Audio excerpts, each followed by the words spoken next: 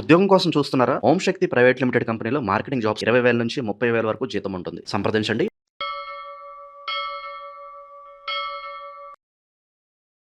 ప్రస్తుతం మనతో పాటు ప్రముఖ ఆధ్యాత్మికవేత్త వేదిక్ ఆస్ట్రాలజర్ గోనుగొంట్ల సురేష్ బాబు గారు మనతో ఉన్నారు. గురువు గారితో మాట్లాడేద్దాం. నమస్కారం గురుగారు. మణికంఠ గారు నమస్కారం అండి. గురుగారు, ఆగస్టు నెల విశేషంగా ముందుగా మనం మేషరాశి పరిస్థితి చూద్దాము. సో మరి ఈ నెల హైలైట్స్ ఏంటి, ఎలా ఉండబోతుంది? మనకు చాలా పండుగలు ఉన్నాయి ఈ మాసంలో. మరి ఏ విధంగా వినియోగించుకుంటే మంచి ఫలితాలు వెలుకుంటాయి అంటారు? ఓం గం గణపతియే నమః. స్వర్ణలక్ష్మి నమస్తే అస్తు. పరబ్రహ్మ స్వరూపిణి రాజ్యం దేహి ధనం దేహి సర్వకామాంచ దేహి మే. ఆగస్టు మంత్లో ప్రతి ఒక్కరికి స్వర్ణలక్ష్మి అమ్మవారు, మన రాబోయేది కూడా శ్రావణ మాసం లక్ష్మీ అమ్మవారికి సంబంధించిన మంత్ కాబట్టి ప్రతి ఒక్కళ్ళకి ఒక అధికారాన్ని, లీడర్షిప్ని, నాయకత్వ లక్షణాలు ఇవ్వాలని, ప్రతి ఒక్కళ్ళకి సమృద్ధిగా ధనం ఇవ్వాలని, ప్రతి ఒక్కళ్ళు ప్రతి నిమిషం ఆనందభరితంగా ఉత్సాహంగా ఉండాలని, అంతేకాకుండా సర్వకామాంచ సిద్ధి, వాళ్ళ మనసులో ఎలాంటి ధర్మబద్ధమైన కోరికలు ఉన్నా అమ్మవారు ఇమ్మీడియట్గా నెరవేర్చాలని చెప్పేసి మనం కోరుకుంటూ ఆగస్టు మంత్ యొక్క విశిష్టత, అందులో ఉన్న 12 రాసుల యొక్క విశిష్టత ఏంటో మనం చూసుకుందాం. సో ముందుగా మనం 12 రాసుల వరకు ఫలితాలు చెప్పుకోబోయే ముందు ఈ యొక్క ఆగస్టు మంత్ యొక్క విశిష్టత తెలుసుకుందాం. ఇందులో మీరు చెప్పిన విధంగా చాలా పండగలు, చాలా మార్పులు ఉన్నాయన్నమాట. అందులో ముఖ్యమైనది ఏంటంటే ఈ మాసం వచ్చేటప్పటికి సంకటహర చతుర్దశితో స్టార్ట్ అయ్యి మళ్ళా సంకటహర చతుర్థితో క్లోజ్ అవుతుంది అనమాట. అంటే 2 సంకటహర చతుర్థుల మధ్య ఈ మాసం అంతా ఉంది. ఇందులో ముఖ్యంగా 2-3 ఉన్నాయండి, అందరూ తెలుసుకోవాల్సింది. ఒకటి వచ్చేటప్పటికి మనకి ఇందులో శ్రావణ మాసం స్టార్ట్ అయిపోతుంది. ఎప్పుడైతే శ్రావణ మాసం స్టార్ట్ అవుతుందో వరలక్ష్మి వ్రతం, శుక్రవారాలు ఇవన్నీ చేసుకుంటూ ఉంటాం. నెక్స్ట్ గురు మోఢ్యమి అని నడుస్తూ ఉందండి. అది ఆ రోజుతో అయిపోతుంది, 12వ తారీఖుతో అయిపోతుంది. అంటే శ్రావణ మాసం రేపనికి ఈ రోజుతో మోడం కూడా అయిపోతుంది. అక్కడ నుంచి అన్ని మంచి ముహూర్తాలు ఉంటాయి, చక్కగా అన్ని చేసుకోవచ్చు. తర్వాత వరలక్ష్మి వ్రతం వచ్చేటప్పటికి 21వ తారీఖు జరుగుతుంది. 28వ తారీఖు రాఖీ పండుగ, రాఖీ పౌర్ణమ అని చెప్తారనమాట. ఇవి మేజర్గా ఉన్నవి. మనకి ఆ రోజు జంజాలు కూడా మార్చుకుంటూ ఉంటాం. మేజర్గా ఉన్న పండగలు, ఫెస్టివల్స్ అని చెప్పుకోవచ్చు. ఇంతేకాకుండా జ్యోతిష శాస్త్రం ప్రకారం గ్రహాలు వచ్చేటప్పుడు 4 గ్రహాలు మారుతున్నాయి. జనరల్గా 2 గ్రహాలు 3 గ్రహాలు మారుతూ ఉంటాయి. కానీ ఈసారి ఆగస్టు మంత్లో 4 గ్రహాలు మారుతూ ఉన్నాయి. అందులో ఏంటి, శుక్రుడు, కుజుడు, బుధుడు, తర్వాత వచ్చేటప్పటికి శుక్ర, కుజ, బుధ, సూర్య 4 గ్రహాలు మారుతూ ఉన్నాయి. ఈ 4 గ్రహాల యొక్క ఇంపాక్ట్ ప్లస్ శ్రావణ మాసం ముఖ్యమైన పండుగలన్నీ ఉన్న ఈ యొక్క శ్రావణ మాసంలో లేదా ఆగస్టు మంత్లో ఎలా ఉందో మనం తెలుసుకుందాం. ఒక్కొక్క రాశి వారికి వాళ్ళ యొక్క ఇంపాక్ట్. సో ముందుగా మనం మేషరాశి చూసుకుంటే, మేషరాశి వారికి ఈ మంత్ చాలా తటస్థంగా ఉంటుందండి. అంటే ఇటు పక్కన అపార్చునిటీస్ ఉన్నాయి, ఇటు పక్కన కొంచెం ఛాలెంజెస్ కూడా ఉన్నాయి. దానితో పాటు వీళ్ళకి ఏలినాటి శని నడుస్తూ ఉంది కాబట్టి వీళ్ళకి ఇండివిడ్యువల్గా జాతక చక్రం చూపించుకోవడం చాలా చాలా ముఖ్యం. ఎందుకంటే ఏలినాటి శనితో పాటుగా వాళ్ళ యొక్క దశలు, అంతర్దశలు సరిగా లేకపోతే ఇంకా ప్రాబ్లం ఎక్కువ అవుతుంది. ఇంకొక రెండవ ముఖ్యమైన విషయం ఏంటంటే, ఈ రాశితో పాటు వీళ్ళ ఇంట్లో కనుక మేషరాశి, కుంభరాశి, సింహరాశి, ధనుసు రాశి వాళ్ళు ఎవరైనా కనుక ఫ్యామిలీ మెంబర్ ఉంటే ఇంకా ప్రాబ్లం అధికమయ్యే విధంగా ఉంటుంది. దానికి తోడు వీళ్ళకి ఏలినాటి శని కూడాను కొంచెం బాగా టఫ్ అయిన పొజిషన్లోకి వెళ్తూ ఉన్నారు. అంటే రీసెంట్గా నాకు కాల్స్ రావడం కూడా ఎక్కువగా స్టార్ట్ అయినాయండి. బట్ అది ఓవరాల్ సినారియో. బట్ ఈ మంత్ చూసుకుంటే వీళ్ళకి చాలా తటస్థంగా ఉంటుంది. ఒక పక్కన ఈక్వల్గా ఆపర్చునిటీస్, ఈక్వల్గా ఛాలెంజెస్ ఉంటాయని మనం గమనించాలి. సో ఇందులో మనకేం చెప్తారంటే లఘు గోచారం, సూక్ష్మ గోచారం ప్రకారం అది చెప్పుకోబోయే ముందు ఇందులో ఉన్న నక్షత్రాలు, తర్వాత లెటర్స్ చూద్దాం. ఇందులో ఉన్న అశ్విని 1, 2, 3, 4 పాదాలు, భరణి 1, 2, 3, 4 పాదాలు, కృతిక ఫస్ట్ పాదం అంతా ఉంటుంది. పేరు బలం బట్టి మనం చూసుకుంటే వీళ్ళకి చూ, చే, చో, లాలీలులో ఆ అన్నక్షరాలు మనకి పేరు బలం ప్రకారం వస్తాయి. ఇందులో గ్రహాలు చూసుకుంటే మనకి సూర్యుడు వచ్చేటప్పటికి ఆగస్టు 17న, బుధుడు 5న, తర్వాత శుక్రుడు ఆగస్టు 1, కుజుడు ఆగస్టు 2న మారుతూ ఉన్నారు. ఈ యొక్క గ్రహాల యొక్క స్థితిని బట్టి మనం చూసుకుంటే వీళ్ళకి ఎలా ఉందంటేనండి 50-50గా ఉంది. ఎక్కడ ఎలా ఉంటుంది, మనకి లఘు గోచారము, సూక్ష్మ గోచారం ఒక కాన్సెప్ట్లో చూసుకుంటే దీనితో పాటుగా మైండ్ అనేది చాలా చంచలంగా ఉంటుంది. ఏది డెసిషన్ కరెక్ట్గా తీసుకెళ్లరు, ఎలా ఉంటే ఏంటి అనేది ఒక డైరెక్షన్ లెస్గా ఉండే అవకాశం ఎక్కువగా ఉంటుంది. సో ఇది వీళ్ళకి సూర్యుడి వల్ల వచ్చే రిజల్ట్ అని మనం చెప్పుకోవచ్చు. అయితే ఇది అందరికీ ఎక్స్పీరియన్స్ అవ్వరు, మనం ముందుగా చెప్పుకున్న విధంగా. అయితే నెక్స్ట్ కుజుడు వీళ్ళకి మంచి 3వ స్థానంలో ఉన్నారు, బాగా ఉపయోగపడతారని చెప్పుకోవచ్చు. వీళ్ళకి ఏమని చెప్తారు, ఆరోగ్యం, నిత్య సంతోషం, బంధుమిత్ర సమాకృత్, అర్ధలాభ, పుత్ర సౌఖ్యం, ఇష్ట సిద్ధి, తృతీయగే కుజ అని చెప్తారు. అంటే 3వ స్థానంలో కుజుడు ఉండడం మంచి పొజిషన్, డెఫినెట్గా మంచి పొజిషన్. వీళ్ళలో ఆరోగ్యం బాగుంటుంది, సంతోషంగా ఉంటారు, తర్వాత బంధుమిత్రులతో చక్కగా కలిసి ఉంటారు, ధన ప్రవాహం బాగుంటుంది, పుత్రుల విషయంలోనూ చాలా సౌఖ్యంగా ఉంటారని చెప్పుకోవచ్చు. ఫాదర్కి హెల్త్ విషయంలో కొంచెం జాగ్రత్తగా ఉండాలి. తర్వాత శుక్రుడు వీళ్ళకి అగైన్ 6వ స్థానంలో ఉన్నారు. శుక్రుడు 6వ స్థానంలో ఉంటే అంత మంచిది కాదని మనకు చెప్తారు. ఏమవుతుంది, శుక్రుడు 6వ స్థానంలో ఉంటే విరోధ శత్రుపీడానం జ్ఞాతీనాం చ విరోధదః ఆయాసో ధారాపుత్ర ద్వేషై షష్టమకే భృగునందనే అని చెప్తారు. అంటే ఏంటి, 6వ స్థానంలో ఉంటే విరోధం వస్తుంది, శత్రువులు పెరుగుతారని చెప్తారు. అంతేకాకుండా బంధువులతోటి కూడా విడుదలవుతుంది, భార్యతోటి పుత్రులతోటి గొడవలు అవుతాయి అని చెప్తారు. అంతేకాకుండా కొన్ని విషయాలు అగైన్ ఇక్కడ శుక్రుడు మంచి కూడా చేస్తారు. ఎవరైతే love, romance, pleasure trips, short travels, తర్వాత లగ్జరీ ఐటమ్స్ కొనటం, ఇలాంటి విషయంలో చాలా బాగుంటుంది శుక్రుడు అని చెప్పుకోవచ్చు. వీళ్ళకు ఫస్ట్ మానసికంగా బాగా టెన్షన్ గురవుతూ ఉంటారు. తర్వాత ధనలాభం వచ్చే అవకాశం ఎక్కువగా ఉంటుంది. ధనం విషయంలో కొంచెం మళ్ళీ అగైన్ 2 times ధనం వచ్చే అవకాశం ఉంటుంది. అనుకోని విధంగా ప్రాబ్లమ్స్ వచ్చేస్తాయి, విపత్తి, ట్రబుల్స్ వచ్చేస్తాయి అని మనం చెప్పుకోవచ్చు. అంటే ఏ ప్రకారంగా చూసుకున్నా సూర్యుడు, శుక్రుడు కొంచెం ఇబ్బంది పెడుతున్నా ధనం విషయంలో బాగుందని మనం చెప్పుకోవచ్చు. అయితే వీళ్ళకు మనకి గ్రహస్థితిని బట్టి చూసుకుంటే చాలా తటస్థంగా ఉంటుంది. అంటే ఇది చాలా మిక్స్డ్గా ఉంటుంది, ఎవరికి ఎలా ఉంటుందో చెప్పలేము అన్న ఒక పరిస్థితి అయితే ఖచ్చితంగా ఉంటుంది. బట్ ఏదున్నా కానీ ఒక తటస్థం, పెద్దగా ఎక్కువగా మార్పులు చేర్పులు ఉండవు అని మనం చెప్పుకోవచ్చు. ఇందులో భాగంగా ఏం చేస్తుంటే సూర్యుడు కనుక 5వ స్థానంలో ఉంటే ఏమవుతుందంటే ధన ప్రవాహం ఖచ్చితంగా వస్తుంది. కానీ దేహలాస్యం, మనస్తాపం, సుహృద్వేషం, ధనవ్యయం, బుద్ధి చాంచల్యం ఆప్నోతి పంచమే రవి సంయుతే అని చెప్తారు మనకి సంస్కృతంలో. అంటే ఏంటి, శారీరకంగా టైర్డ్నెస్గా ఉండటం, మనసు అనేది చాలా దిగులుగా ఉండటము, బంధువులతోటి లేదంటే వాళ్ళతో ఫ్రెండ్స్ తోటి గొడవలు పడే అవకాశం ఎక్కువగా ఉంటుంది, ధనవ్యయం ఎక్కువగా ఉంటుంది. అదేవిధంగా బుధుడు వీళ్ళకి మిక్స్డ్ రిజల్ట్, ధనాన్ని ఇస్తూనే అనవసరమైన మిస్టేకులు చేసే అవకాశం ఎక్కువగా ఉంటుంది.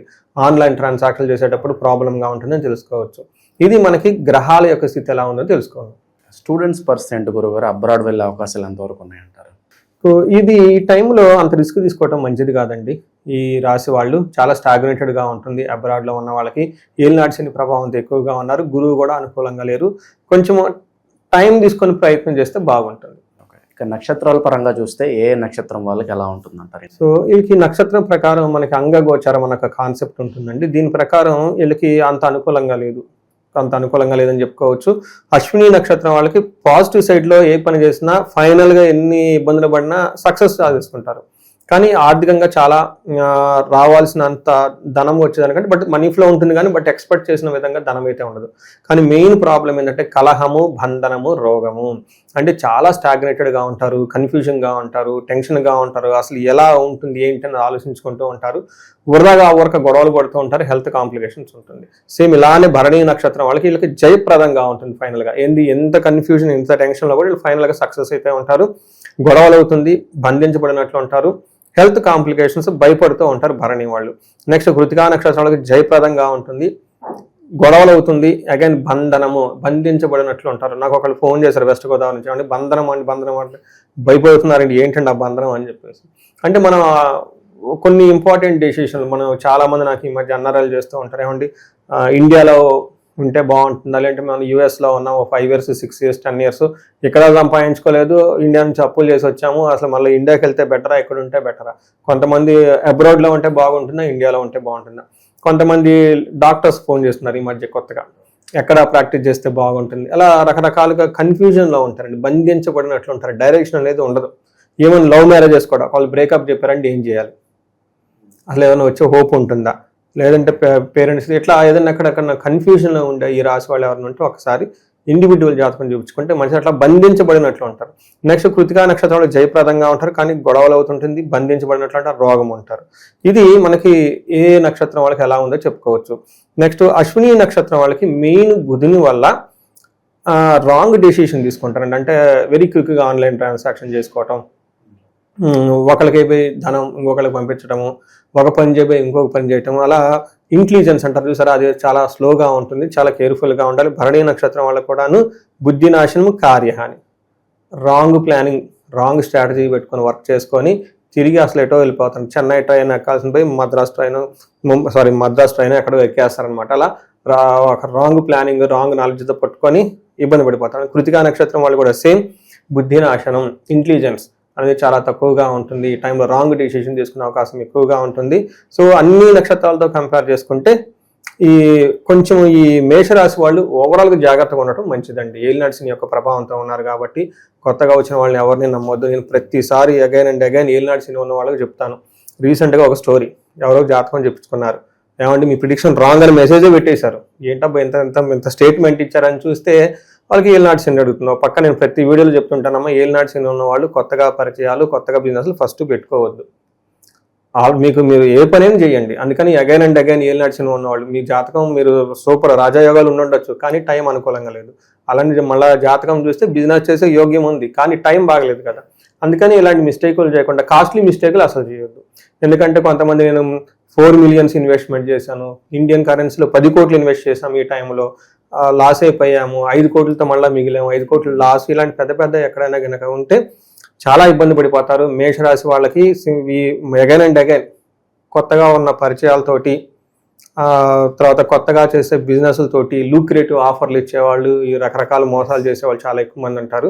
1-2 సార్లు ఆలోచించుకోండి, ఏది కొత్త పనులు అయితే చేయొద్దని వీళ్ళకి అగైన్ అండ్ అగైన్ ఇన్స్ట్రక్షన్స్ అనుకోవచ్చు, గైడెన్స్ అనుకోవచ్చు, భయపడుతుంది కూడా అనుకోవచ్చు. మరి ప్రజెంట్ ఉన్న గ్రహస్థితి బట్టి వీళ్ళకి సూట్ అయ్యే పరిహారాలు అంటే ఏం చెప్తారండి? ఎవరిని ఎక్కువగా ఆరాధించారు? వెరీ సింపుల్ అండి, వెరీ సింపుల్. వీళ్ళు మన్యు పాశుపత అభిషేకం చేయించుకుంటే చాలా చాలా కలిసి వస్తుంది. అట్లీస్ట్ రుద్రాభిషేకం చక్కగా వాళ్ళ గుళ్ళల్లో ఎక్కడ తెలిసిన వాళ్ళు ఉంటే వెళ్ళిపోయేసి మన్యు పాశుపత అభిషేకము, లేదంటే మహన్యాసపూర్వక ఏకాదశి రుద్రాభిషేకం ఉంటుంది. పేరు చాలా పెద్దదిగా ఉంటుంది. ఇంకా ఈ బెటర్ ఏంటంటే వాళ్ళు ఇంటికి పిలిపించుకొని పురోహితుల్ని బ్రాహ్మణుల పక్కన చక్కగా వాళ్ళ చేత ఇది చేయించుకుంటే చాలా బాగుంటుంది. సెల్ఫ్ రెమెడీస్ ఏంటంటేనండి, సూర్య నమస్కారాలు చేయటం చాలా ఇంపార్టెంట్. వాటితో పాటు సూర్య అష్టకం అని ఉంటుంది, దీన్ని రెగ్యులర్గా చదువుకోవడం చాలా ఇంపార్టెంట్. శుక్రుని వల్ల తులసి చెట్టును పూజించటం, తర్వాత లక్ష్మీదేవి అమ్మవారిని మనకు చాలా మహాలక్ష్మి అష్టకము చాలా జరుగుతూ ఉంటుంది, ఏదో ఒక మంత్రాన్ని చెప్పించడం, ఇవి చేస్తూ ఉంటే వీళ్ళు రాసి వాళ్ళు కొంచెం లేడీస్తో జాగ్రత్తగా, అంటే ఏమంటారు, కొంచెం ఆలోచించి మాట్లాడాలన్నమాట. కాంట్రవర్సీ లేకుండా, అంటే కొంచెం ప్రాబ్లం అయ్యే విధంగా ఉంది. మణికంఠ గారు నేను ప్రతిసారి చెప్తూ ఉంటాను, మనం ఇప్పుడు ఏదైతే చెప్పుకున్నామో దీన్ని గోచార ఫలితాలు అంటారు, లేదంటే కరెంట్ రాశి ఫల ట్రాన్జిట్ రిజల్ట్ అని చెప్తూ ఉంటారు ఇంగ్లీష్లో. వీటి యొక్క ఇంపాక్ట్ ఒక 30% మాత్రమే ఉంటుంది, మ్యాక్సిమం 40 ఉంటుంది, కొంతమందికి 20% ఉంటుంది. బట్ ముఖ్యంగా వాళ్ళ ఇండివిజువల్గా జాతకం చూపించుకోవడం చాలా ఇంపార్టెంట్. అందులో వాళ్ళ యొక్క వ్యక్తిగత జాతకంలో దశలేంటి, భుక్తులేంటి, ఇంకా ముఖ్యంగా వాళ్ళకి ఏమైనా గ్రహ దోషాలు ఉన్నాయా, శాపాలు ఏమైనా ఉన్నాయా అనేది చూపించుకోవడం చాలా చాలా ముఖ్యం. పర్టికులర్గా నేను రీసెర్చ్ చేస్తున్నానండి, ఎవరికైతే ఏజ్ 40 ± 5 years, లేదంటే 45 అండి ± 5 years ఉంది, అంటే ఇటు పక్కన 40 to 40-50 వరకు ఈ మధ్యలో ఉన్న వాళ్ళు ఎవరైనా ఉండి, అంటే వాళ్ళకి సక్సెస్ఫుల్గా ట్రాక్ రికార్డు ఉంటుంది. కొంతమందికి వాళ్ళు అప్పటిదాకా సీనియర్ మేనేజర్గా చేసి ఉంటారు, అప్పటిదాకా బిజినెస్లు చక్కగా చేసి ఉంటారు, చక్కగా ఒక స్మూత్గా వెళ్తున్న వాళ్ళు సడన్గా జాబ్ కోల్పోవటం, లైఫ్లో స్టాగ్నేషన్ రావటం, గ్రోత్ లేకుండా ఉండటం, డైరెక్షన్లెస్గా ఉంటూ ఉంటారు. దీనికి కారణం ఏంటంటే మిడ్ లైఫ్ క్రైసిస్ అని చెప్పేసి జనరల్గా అందరు చెప్పి వదిలేస్తుంటారు. లేడీస్కి అయితే మెనోపాజ్ అని చెప్పేసి, జెంట్స్కి అని చెప్పేసి రకరకాల హార్మోనల్ చేంజెస్ అని చెప్తూ ఉంటారు అనమాట. బట్ జ్యోతిష శాస్త్రంలో దీనికి చాలా మంచి చక్కటిగా వివరణ ఇస్తూ ఉంటారండి. అంటే మనకు ఒక్కొక్క దశలో కొన్ని అరిష్టాలు ఇలా రకరకాలు వస్తూ ఉంటాయి. బట్ ఈ టైంలో ఈ ఏజ్లో కనుక ఎవరికైనా ఇలా ఉంటే దానికి వాళ్ళకి శాపాలు అని ఉంటాయి, రకరకాల శాపాలు అంటే మాతృశాపం, పితృశాపం, సర్పశాపం, అంతేకాకుండా గ్రహ దోషాలు అని ఉంటాయి అనమాట. కాలసర్ప దోషం అని, తర్వాత త్రిపిండి దోషం అని, చాలా మందికి తెలవదు ఉన్నాయి అనుకుని కూడా.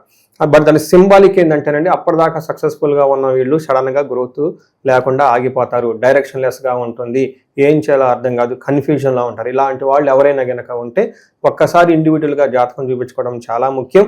అందులో ఉన్న శాపాలేంటి మొత్తం హారోస్కోప్ అంతా స్కాన్ చేసి, తర్వాత గ్రహ దోషాలు ఏంటని చూసుకొని వాటికి సంబంధించిన పరిహారాలు చేసుకుంటే లైఫ్ అనేది 10 రెట్లు ముందుకు ఖచ్చితంగా వెళ్తుందండి.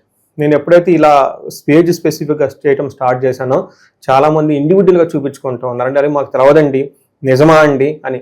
మళ్ళీ నేను చెప్తున్నాను అంటే గూగుల్ చేసుకోండి, చాట్ జీపీటీ చేసుకోండి, డోంట్ బిలీవ్ ఎనీథింగ్ బ్లైండ్లీ. ఉన్నది లేదు ఫస్ట్ మీరు కన్ఫర్మ్ చేసుకోండి. First opinion, second opinion, third opinion చూసుకోండి, ముందు అర్థం చేసుకోండి ఇది రీజన్. ఆ తర్వాత పరిహారాలు కూడా ఈ రోజులో చాలా సింపుల్. ఇంత ముందుతో కంపేర్ చేస్తే చాలా చాలా రేట్ వైజ్ కానివ్వండి, చేసే యాక్సెస్ టెక్నాలజీ కానివ్వండి చాలా ఈజీగా చేసుకోవచ్చు.